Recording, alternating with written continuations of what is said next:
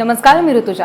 बातमीपत्राला सुरुवात करण्याआधी जर का आपल्याला संपूर्ण कोकणातील आणि मुंबईतील लोकप्रिय JPR चॅनलचं आपलं कोकण हे चॅनल दिसत नसेल तर आजच आपल्या जवळच्या केबल ऑपरेटरशी संपर्क साधा आणि जाहिरातींसाठी सुद्धा खाली दिलेल्या नंबरवरती नक्की संपर्क साधा।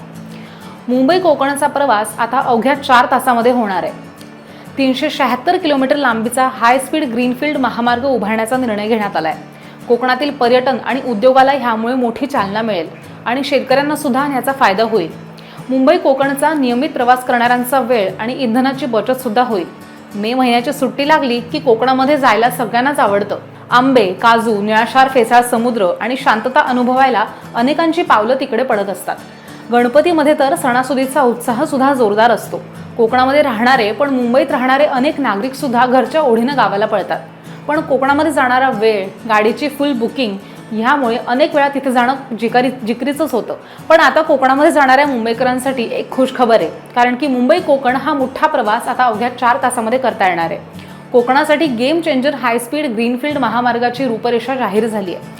सिंधुदुर्गातनं अवघ्या 4-5 तासामध्ये आता मुंबईला जाता येईल अशा एका सागरी मार्गाची उभारणी केली जाणार आहे आणि त्यासाठी 4 मोठ्या खाडी पुलांची निर्मिती केली जाते असं उपमुख्यमंत्री एकनाथ शिंदे यांनी नुकतंच रत्नागिरीमध्ये जाहीर केलंय। हा हाय स्पीड ग्रीनफील्ड महामार्ग 376 किलोमीटर लांबीचा असणार आहे।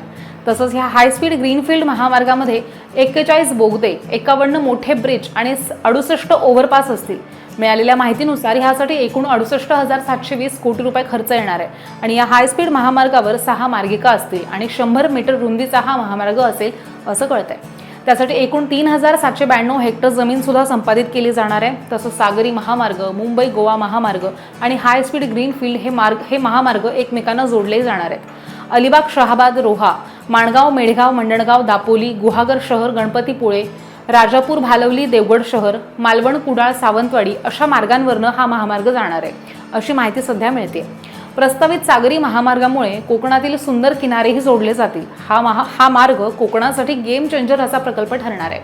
तसंच या महामार्गामुळे या भागामध्ये उद्योगाला, पर्यटनाला आणि पर्यायानं विकासाला सुद्धा चालना मिळेल। एवढंच नाही तर शेतकऱ्यांना फायदा होईल आणि ह्या मार्गामुळे मुंबई कोकण नियमित प्रवास करणाऱ्यांच्या तसंच पर्यटनासाठी सुद्धा इथे येणाऱ्या नागरिकांच्या वेळेची आणि इंधनाचीही बचत होईल।